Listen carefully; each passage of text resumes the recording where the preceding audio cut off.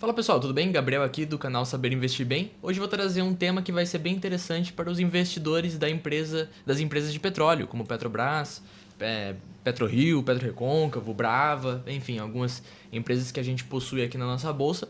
E é em relação a essa notícia que saiu sobre os produtores de petróleo da OPEP se manterem firme com outro aumento para julho. Aumento do quê? Aumento da oferta, ou seja, maior produção de petróleo. Então, olha o que a gente tem aqui, manteve-se firme aqui nesse sábado com outro grande aumento de 411 mil barris por dia para julho. Então, a gente está tratando aqui de um aumento de oferta.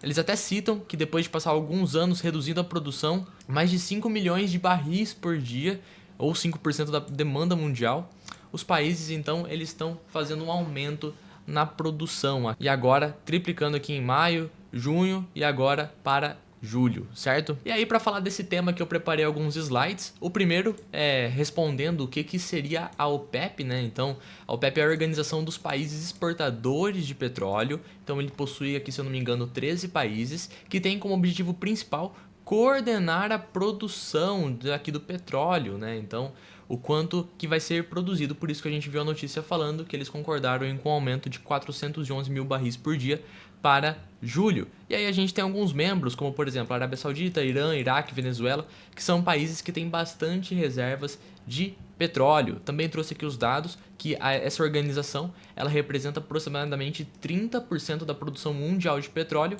E também, junto com os aliados da OPEP, é responsável por cerca de 40% da oferta global de petróleo. Ou seja, é extremamente relevante quando eles tomam uma decisão para o setor de petróleo, porque eles têm um market share muito alto. E um dos motivos citados pela matéria foi a reconquista, a retomada desse market share. Se a gente olhar aqui nesse gráfico que eu peguei aqui de 2021, a gente vê que de 65 até mais ou menos aqui 78, 79, a OPEP chegou a encostar aqui em 50% da produção global de petróleo, e aí depois caiu aqui para casa dos 30% e se manteve estático com quedas de 2017 para 2021, né? Apresentando aí, chegando perto ali de 35, ficou na faixa dos 40, caiu para baixo de 40% do share da produção de petróleo. Então, esse aumento também tem a ver com a retomada dessa fatia de mercado que ela deixou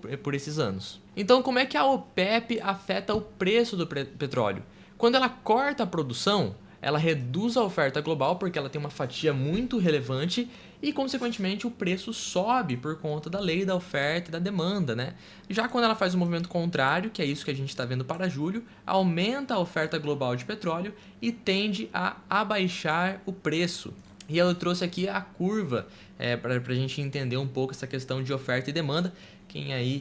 Muita gente já está acostumado com esse gráfico que eu trouxe aqui. Então, quando a oferta aumenta, mais petróleo no mercado, o preço tende a cair. E quando a demanda aumenta, mais consumo, o preço tende a subir. Então, quando a OPEP vai lá e decide que vai aumentar a produção de petróleo por dia, ali na quantidade de barris por dia, quando a gente aumenta a oferta do petróleo no mercado, a gente cria um novo ponto de equilíbrio, desde que a demanda não seja afetada, o que consequentemente impacta o preço do petróleo. E como que isso impacta aqui as nossas empresas no Brasil? Eu trouxe aqui, por exemplo, Petrobras, PetroRecôncavo, a Prio, como que essa movimentação pode impactar essas empresas. É bem simples, na verdade. A receita delas vem aí do petróleo. Então, por quanto o petróleo é comercializado no mercado lá fora, se a gente tem um preço maior de petróleo, a empresa apresenta maior receita, certo? Já quando o preço cai, ela apresenta uma receita um pouco menor. Então aqui está bem resumido: se o preço do barril sobe, a receita e o lucro aumenta. Já se o preço do barril cai, a receita e o lucro tendem a diminuir, certo?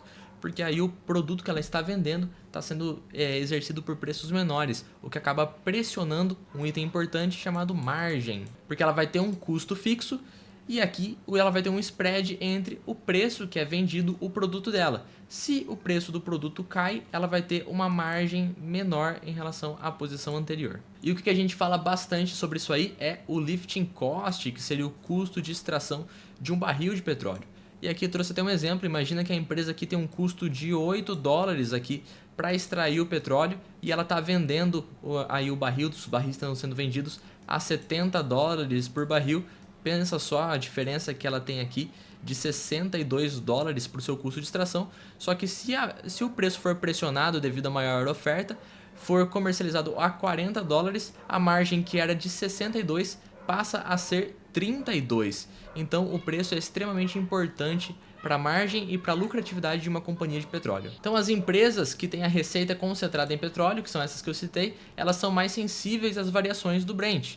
Só que tem um ponto dela se defender, tendo um lifting cost mais baixo, porque elas acabam sendo mais resilientes, porque elas conseguem lucrar mesmo com um barril mais barato, a questão ali de ter um menor custo. E consequentemente, lógico, né, se a receita é menor, o lucro é menor e aí tem um menor dividendo também, né? As margens apertadas gera menos caixa, o que ocorre na menor distribuição aos acionistas, né? Por exemplo, a Petrobras, que eu já trouxe outras vezes, que tem até a política de proventos voltada para o preço do Brent. E aqui eu trouxe da Genial o lifting cost médio de algumas empresas, dólares por barril. Então, por exemplo, a Petrobras, ela tem um lifting cost de $6,3, enquanto as outras empresas, como a April, ela apresenta $11,1 de lifting cost, PetroRecôncavo 14,5 e a Brava, que tem aí $17,5 de lifting cost, sendo a empresa que é, por consequência, mais sensível à variação do Brent.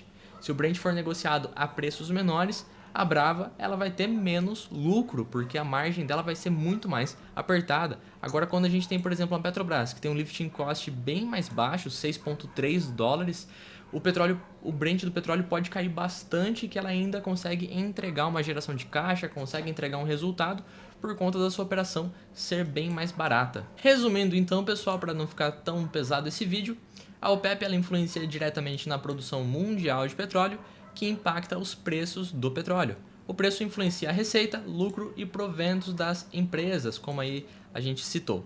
E as empresas que possuem o menor lifting cost, elas têm mais segurança nesses momentos, porque têm melhores margens e conseguem entregar aí geração de caixa mesmo com um preço menor. Se você investe então numa empresa do segmento de petróleo, como a Petrobras, PetroRio, PetroRecôncavo e aí qualquer uma outra empresa que tenha a ver com isso, fique atento tanto ao lifting cost da operação da companhia que você investe, como também às decisões da OPEP e comportamento do Brent, que aí é totalmente dependente do resultado, tanto para você entender o quanto que a empresa vai pagar de proventos, né? Como eu já trouxe anteriormente, como o Brent pode impactar o provento da Petrobras. E aí, pessoal, para você saber mais um pouquinho sobre Petrobras, empresas desse segmento, entra aqui no canal Saber Investir Bem, clica aqui na lupinha, escreve Petrobras e vai ter sugerido todos os nossos vídeos que tem a ver com esse assunto. Então, olha só, tem um vídeo aqui de um mês passado falando sobre a queda do Brent, como ficam os dividendos da Petrobras.